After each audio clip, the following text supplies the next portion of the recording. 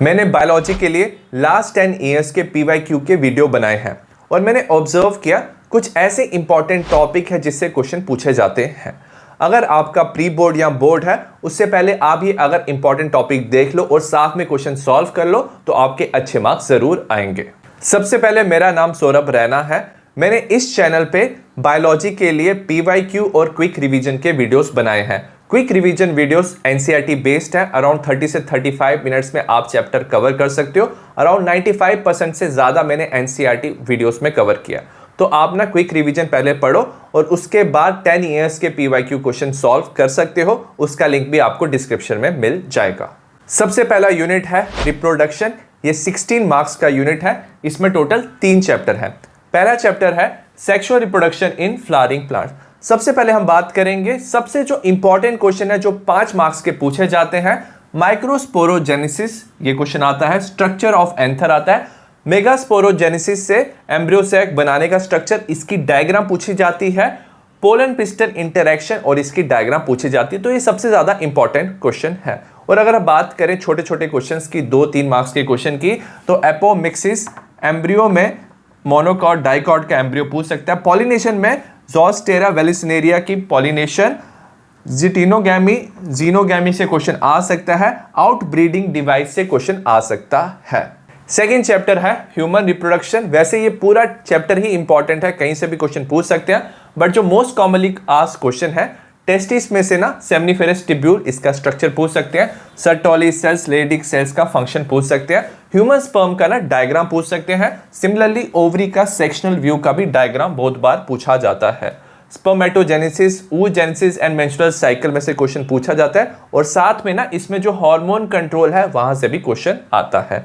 Embryonic development में mostly placenta से question पूछा जाता है और फर्टिलाइजेशन और उसका इवेंट टिल इम्प्लांटेशन पूछ सकते हैं। थर्ड चैप्टर है रिप्रोडक्टिव हेल्थ।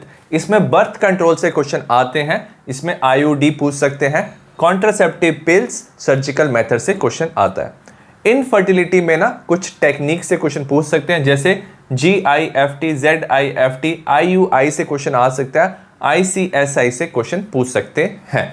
नेक्स्ट यूनिट है जेनेटिक्स एंड एवोल्यूशन। ये सबसे इंपॉर्टेंट यूनिट है क्योंकि इसके सबसे ज्यादा मार्क्स हैं, 20 मार्क्स। इसमें 3 चैप्टर्स आते हैं। पहला है principles of inheritance and variation. वैसे तो आपको चैप्टर ये पूरा पढ़ना है क्योंकि ये बहुत ही इंपॉर्टेंट चैप्टर है, बट कुछ इंपॉर्टेंट जो टॉपिक है जहां से क्वेश्चन पूछे जाते हैं। ABO ब्लड ग्रुप, इसमें पूछ सकते हैं फादर मदर का ब्लड ग्रुप ये है, चिल्ड्रन का ब्लड ग्रुप क्या होगा, वो क्वेश्चन आता है। कोडोमिनेंस पूछा जाता है। टेस्ट क्रॉस पूछा जाता है। इनकम्प्लीट डोमिनेंस का एग्जाम्पल पूछा जाता है। लिंकेज एंड क्रॉसिंग ओवर से क्वेश्चन पूछा जाता है। डाई हाइब्रिड क्रॉस पूछा जाता है। पॉलीजेनिक इनहेरिटेंस जो स्किन कलर होता है इससे क्वेश्चन पूछा जाता है।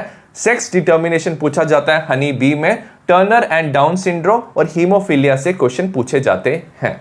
नेक्स्ट चैप्टर है मॉलिक्यूलर बेसिस ऑफ इनहेरिटेंस। ये भी बहुत इंपॉर्टेंट चैप्टर है और इसमें ना एक क्वेश्चन ना 5 मार्क्स का जरूर आता है।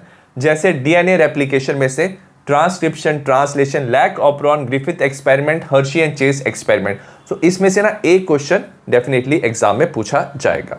अगर हम बात करें 2 और 3 मार्क्स में, तो इसमें DNA फिंगरप्रिंटिंग आ सकता है, कोडॉन आ सकता है, semi conservative nature of DNA और न्यूक्लियोसोम का स्ट्रक्चर बार बार पूछा जाता है। 6th चैप्टर है एवोल्यूशन। इसमें जो सबसे इंपॉर्टेंट टॉपिक है divergent and convergent evolution, example पूछ सकते हैं। एनालॉगस होमोलॉगस स्ट्रक्चर, इसकी example. Adaptive radiation, Hardy Weinberg principle बहुत ही इंपॉर्टेंट है। इंडस्ट्रियल मेलानिज्म से क्वेश्चन पूछ सकते हैं। White and dark wing moth. Next unit है biology in human welfare. 12 marks का यूनिट है, 2 चैप्टर है। चैप्टर नंबर 7 है ह्यूमन हेल्थ एंड डिजीज। इसमें दो क्वेश्चन सबसे इंपॉर्टेंट है जो 5 मार्क्स के पूछे जाते हैं। प्लाज्मोडियम लाइफ साइकिल, कैंसर, उसके टाइप, डिटेक्शन एंड ट्रीटमेंट। बाकी भी बहुत सारे इसमें क्वेश्चन आते हैं 2-3 मार्क्स के। B and T lymphocyte cell के बारे में पूछते हैं। Passive and active immunity, lymphoid organ primary secondary, AIDS की इन्फेक्शन कैसे होती है, डिजीज में उसके एजेंट और उसके सिम्टम्स पूछ सकते हैं, और ड्रग्स में कोकेन और हीरोइन आ सकता है। 8th चैप्टर है माइक्रोब्स इन ह्यूमन वेलफेयर। इसमें जो 2 सबसे इंपॉर्टेंट क्वेश्चन है वो है बायोगैस प्लांट और सीवेज ट्रीटमेंट प्लांट। इससे सबसे ज्यादा क्वेश्चन पूछे जाते हैं। बायोगैस प्लांट की डायग्राम मेथेनोजेंस के बारे में क्वेश्चन पूछ सकते हैं, और सीवेज ट्रीटमेंट प्लांट में फ्लॉक्स, बीओडी, बायोलॉजिकल ऑक्सीजन डिमांड और प्राइमरी एंड सेकेंडरी ट्रीटमेंट के बारे में क्वेश्चन आता है। बाकी भी छोटे छोटे क्वेश्चन पूछ सकते हैं।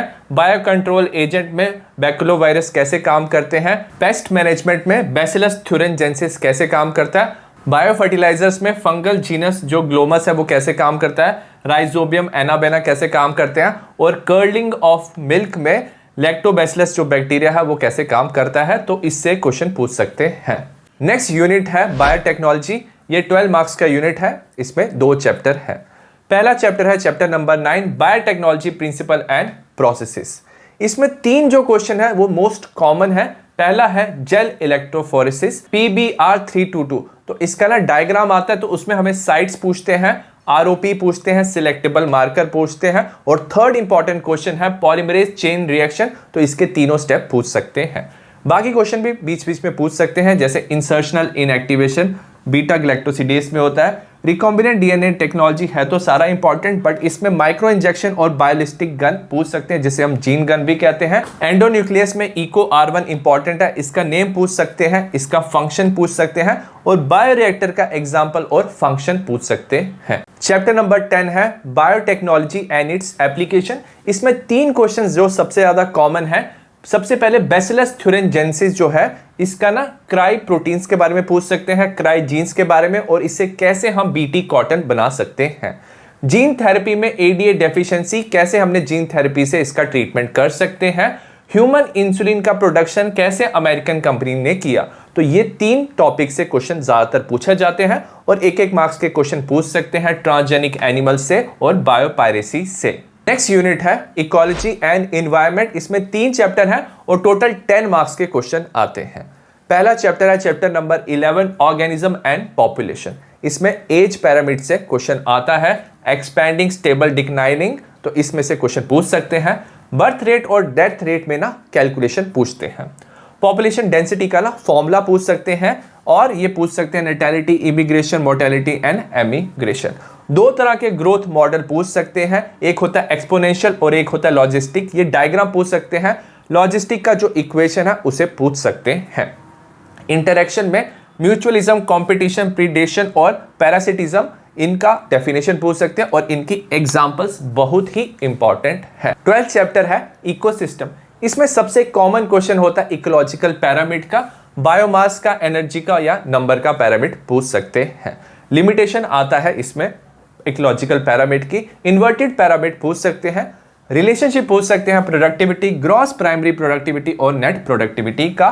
फूड चेन 2 तरह का होता है, ये पूछ सकते हैं detritus and grazing food chain. 10% energy का लॉ से क्वेश्चन आता है, इससे न्यूमेरिकल पूछा जाता है। डेट्राइटिवोर्स एंड डिकम्पोजर्स के क्वेश्चन आते हैं। 13 चैप्टर है बायोडाइवर्सिटी एंड कंजर्वेशन। इसमें जो सबसे इंपॉर्टेंट क्वेश्चन पूछा जाता है वो है लॉस ऑफ बायोडाइवर्सिटी। इसमें 4 लॉसेस हैं, इसमें से एक पूछ सकते हैं habitat loss and fragmentation, alien species, over exploitation and coextinction. Conservation में इन सीटू या एक्स सीटू अप्रोच से क्वेश्चन आता है।